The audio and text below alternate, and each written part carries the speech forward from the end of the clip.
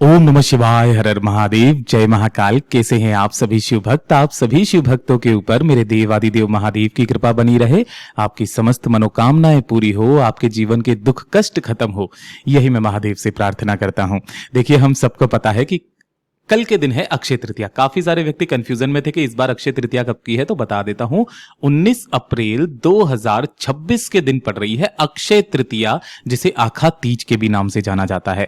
पूज्य गुरुजी ने इसका वर्णन करते हुए कहा कि ये वो दिन होता है महाराज, जिस दिन कोई शुभ घड़ी नहीं देखी जाती है, कोई कुछ नहीं देखा जाता है। जितने भी शुभ कार्य होते हैं वो सारे के सारे शुभ कार्य इस दिन बिना किसी समय को देखे हुए किया जा सकता है, क्योंकि इस दिन जितने भी योग होते हैं वो सभी के सभी सकारात्मक रूप से आपके जीवन में प्रभाव डालते हैं। पूज्य गुरुजी ने कहा, अपने पूरे परिवार के लिए साल में सिर्फ एक ऐसा दिन होता है जिस दिन आप सभी लोगों को सत्तू का यह विशेष उपाय करना होता है। पूज्य गुरुजी की कथा से सुनकर के और समझ करके इस पूरे उपाय को बहुत ही आसान भाषा में आप सभी लोगों को बताऊंगा, परंतु उससे पहले आप सबसे बस एक छोटी सी प्रार्थना। जो भी भक्त पहली बार आए हैं, चैनल को सब्सक्राइब जरूर से कीजिएगा और वीडियो को लाइक करके देवादिदेव महादेव का कोई सा भी प्यारा नाम कमेंट बॉक्स में लिखना बिल्कुल भी मत भूलिएगा। पूज्य गुरुजी ने कहा कि इस वाले उपाय को करना किन लोगों को है। वैसे तो ये वाला उपाय सभी लोगों को करना है, तो पहले उपाय जानेंगे और फिर उसके बाद में देखेंगे इसके परिणाम क्या मिलते हैं। पूज्य गुरुजी ने कहा कि अगर आपको मार्केट से सत्तू मिल जाता है, सत्तू बोलना, अगर सत्तू मिल जाता है तो बहुत अच्छी बात है, नहीं भी मिलता है ना तो इसे आप अपने घर पर भी बना सकते हैं। बनाने का क्या तरीका है? 3 तरीके के अनाज होते हैं। पहला हो गया गेहूं, दूसरा हो गया चना और तीसरा हो गया इस तरीके से जौ। इन तीनों की बराबर क्वांटिटी ले ली जाती है और उस चीज को जो बराबर बराबर क्वांटिटी ली है ना, उसे पानी में जल के अंदर भिगो करके रख दिया जाता है 1 घंटे के लिए। ठीक है, 1 घंटे के लिए जल में भिगो करके रख दो। नहीं भी रखते हो तो भी कोई बात नहीं है, क्योंकि भिगोने के बाद में उसका पानी निकालना, फिर उसे धूप में सुखाना। जब उसका वो थोड़े से सूख जाएंगे ना, तब फिर उन्हें सेकना होता है। आप डायरेक्ट भी कर सकते हैं। इन सभी तीनों चीजों की बराबर क्वांटिटी लेकर के इन तीनों को आपको किसी भी कढ़ाई में डाल करके सेकना होता है ना, रोस्ट करना होता है।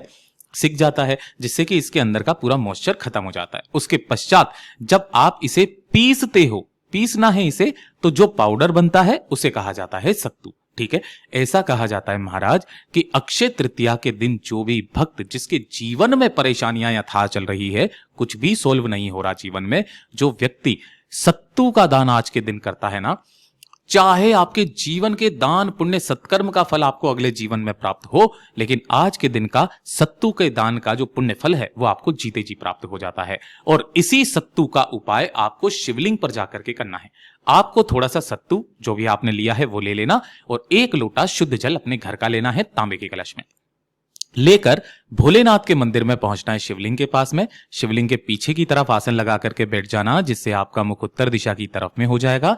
जो आपने सत्तू लिया है उस सत्तू का थोड़ा सा भोग महादेव की शिवलिंग के ठीक ऊपर आप सभी लोगों को लगा देना है, यहां पे, है ना, अपनी कामना कह करके। और उसके पश्चात बाबा से विनती करना, कामना करना, और यहां पर जो भी सत्तू आपने समर्पित किया है ना, इसमें से थोड़ा सा भाग किसी भी एक कटोरी के अंदर आपको निकाल लेना है। निकाल लोगे, निकालने के पश्चात दोनों हाथों में 1 लोटा शुद्ध जल लेकर के श्री शिवाय नमस्तुभ्यम मंत्र का स्मरण करते हुए 1 लोटा शुद्ध जल शिवलिंग पर समर्पित कर देना। समर्पित कर देने के पश्चात जितना भी जल जलाधारी से बहकर नीचे की तरफ आकर के गिरे, जितना जल हो सके उस जल को भी आपको रोक लेना है।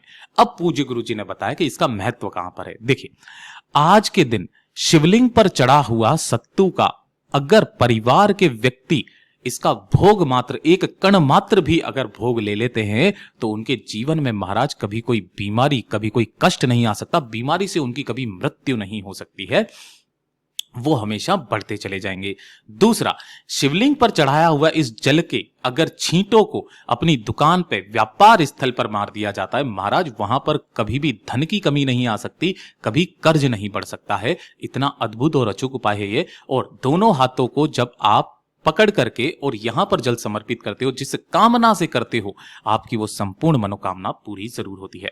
पूज्य गुरुजी का ये सभी उपाय बहुत ही ज्यादा खास और अद्भुत है, जरूर कीजिएगा। वीडियो पसंद आए तो लाइक करना, चैनल को सब्सक्राइब जरूर कीजिएगा।